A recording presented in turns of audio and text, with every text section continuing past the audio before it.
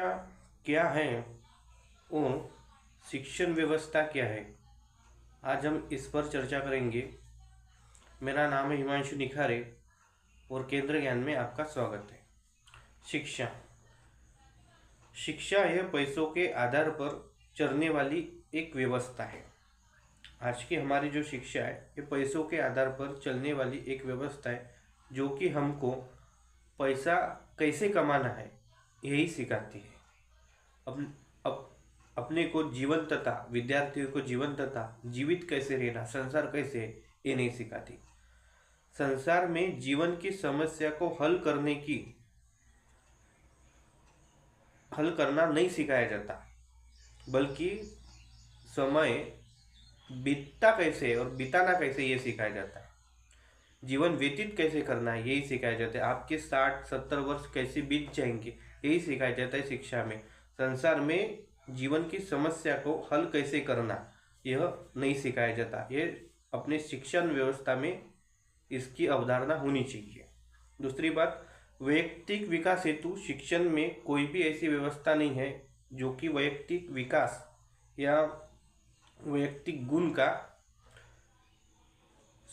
सोच सके, वैयक्तिक गुण का आधार हो सके। इसमें कोई विषय नहीं है, इसमें कुछ विषय वस्तु नहीं है, इसमें कुछ ज्ञान की समझ नहीं है। ऐसा कोई सब्जेक्ट आज तक के नहीं पढ़ाया गया। लेकिन काउंसिलर रख देते बड़े बड़े इंस्टीट्यूट में, लेकिन उनका भी पढ़ाया पढ़ाया ज्ञान होता है और रटा रटाया एक पैटर्न होता है, जिसके अनुसार ही वह चलते और जिसके अनुसार ही वो विद्यार्थियों को बताते। किसी विषय और एक ही विषय की समझ न होने हेतु बहुत सारे विषय की समझ होना, यह काउंसिलर का आधारशिलता होनी चाहिए। बौद्धिक क्षमता और ज्ञान की समझ और विषय वस्तु के उद्देश्य से नहीं पढ़ाया जाता। बौद्धिक क्षमता विकसित करने हेतु और ज्ञान की समझ बढ़ाने हेतु इस उद्देश्य से नहीं पढ़ाया जाता, बल्कि आगे की क्लास में कैसे जाना है इससे ही शिक्षक आज तक के पढ़ा रहे। लड़का आगे की क्लास में कैसे जाए, मतलब एक मुर्दा 6, 7, 8, 9 में कैसे जाए। जैसे कि हम गधे मैन्युफैक्चर हो रहे, वैसे कि एक गधा दूसरे क्लास में कैसे जाए यही पढ़ाया जाता है। उसको यह नहीं समझाया जाता है कि उसकी बौद्धिक क्षमता कैसे विकसित हो और उसकी ज्ञान की समझ उस विषय वस्तु के लिए कैसे विकसित हो। इसके लिए कुछ ऐसा प्रयास नहीं किया जाता, लेकिन आगे की क्लास में सिर्फ उसको ढकला जाता है। अब इस बारे में उपायों की बात करेंगे कि इसमें उपाय क्या होने चाहिए।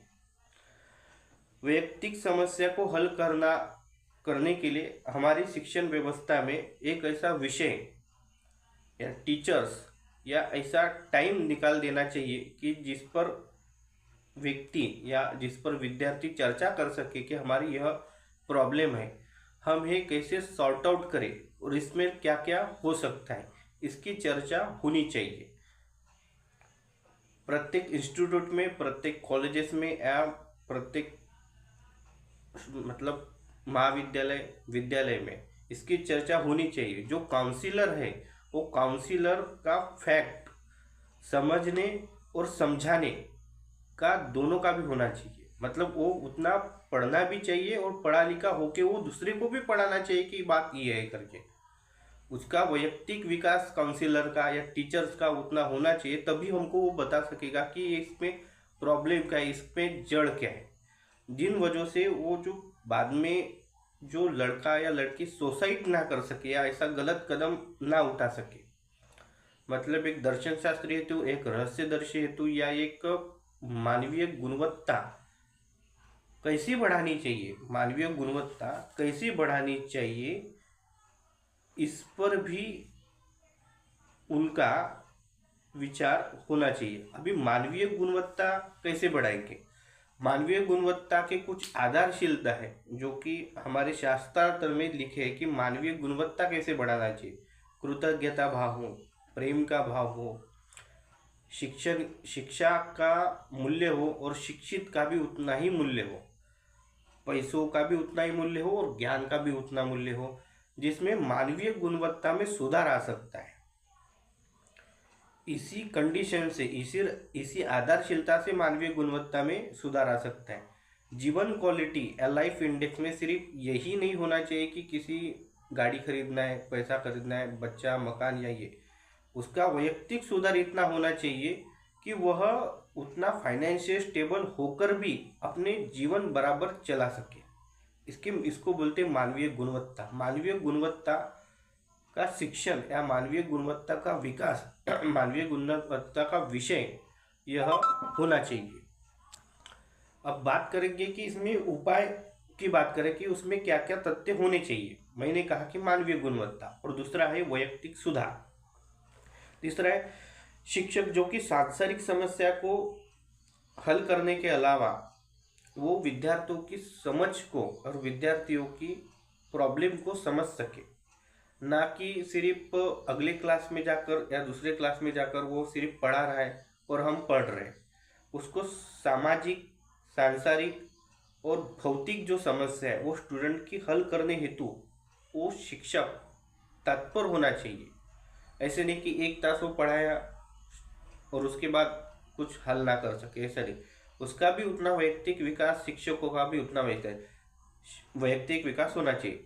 अगर हम शिक्षा दे रहे तो शिक्षित होने के लिए उतना शिक्षक भी शिक्षित होना चाहिए। पढ़ाया ज्ञान, रटाया ज्ञान नहीं होना चाहिए। काउंसिलर जो हम रखते हैं वो साइकोलॉजिकल फैक्ट के अनुसार ही बताते हैं कि सब कुछ साइकोलॉजिकल है, लेकिन लड़के या विद्यार्थी में उतने ज्ञान की समझ नहीं होती कि साइकोलॉजिकल इफेक्ट क्या है। बात हुई कि उनको पता नहीं चलता कि वो साइकोलॉजिकल इफेक्ट क्या है। अभी उनको साइकोलॉजिकल इफेक्ट के ही बारे में नहीं पता, तो उन साइकोलॉजी के अनुसार उनको सिखाना या साइकोलॉजी के अनुसार उनको पढ़ाना अच्छी बात नहीं होगी। उनके ज्ञान के आधारशिलता पर ही तुम्हारी आधारशिलता रखनी चाहिए, जिन्हें कि उनको समझ सके। उनको साइकोलॉजिकल इफेक्ट नहीं पता, 5 या 6 के बच्चे को साइकोलॉजिकल इफेक्ट नहीं पता होगा, लेकिन उनको यह तो पता होगा कि विचार करने से हमारी बुद्धिमत्ता में क्या क्या सुधार हो सकते हैं, ये तो पता होगा। लेकिन वो बात करते हैं साइकोलॉजिकल इफेक्ट की। साइकोलॉजिकल इफेक्ट उनको नहीं पता रहता।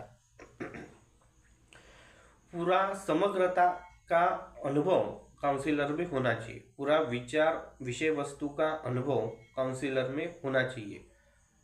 और दूसरी बात, पूरी विचार विमर्श के साथ पूरी विचारधारा जब भी वो रखते हैं तो उसमें वो स्टूडेंट को समझ सके कि एक्चुअली काउंसिलर या शिक्षक क्या कह रहा है। मिसगाइडेड नहीं होना चाहिए उसमें, पहली बात।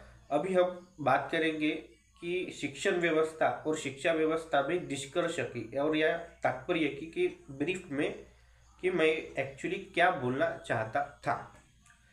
बात है कि हमारी शिक्षण व्यवस्था ये जो पैसों के आधार पर है, उसमें पैसों के आधार की आधारशिलता कम होने की वजह से कम होना चाहिए, ज्ञान की आधारशिलता ज़्यादा बढ़नी चाहिए।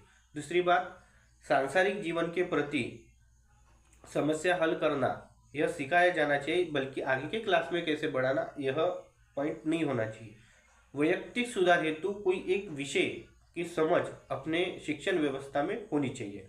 बौद्धिक क्षमता विकास हेतु या क्षमता मतलब बौद्धिक क्षमता और ज्ञान की समझ बढ़ाने के हेतु शिक्षकों ने पढ़ाना चाहिए। वैयक्तिक समस्या हल करने के लिए, अपनी जो वैयक्तिक समस्या हल करने के लिए उसका इतना अनुभव हो विद्यार्थियों का कि वो आगे के चलकर वैयक्तिक समस्या हल कर सके। शिक्षकों में जो सांसारिक अनुभव है, सांसारिक समस्या जो हल कर सके, उसको समझा सके कि सांसारिक समस्या कैसे हल करनी चाहिए। दूसरी बात, काउंसिलर जो होना है उसका विषय वस्तु विचार के प्रति उसके एक ही डायरेक्शन में वे नहीं होना चाहिए, उसका ज्ञान की समग्रता पूर्ण हो, ऐसा काउंसिलर होना चाहिए अपना। यह बात मैं कर रहा हूँ शिक्षण व्यवस्था की। शिक्षा क्या है और शिक्षण व्यवस्था क्या है, आगे की वीडियो में हम देखेंगे वैयक्तिक सुधार हेतु क्या क्या प्रयास करना चाहिए। तब तक के लिए धन्यवाद। Thanks for watching this video. Thank you for केंद्र ज्ञान।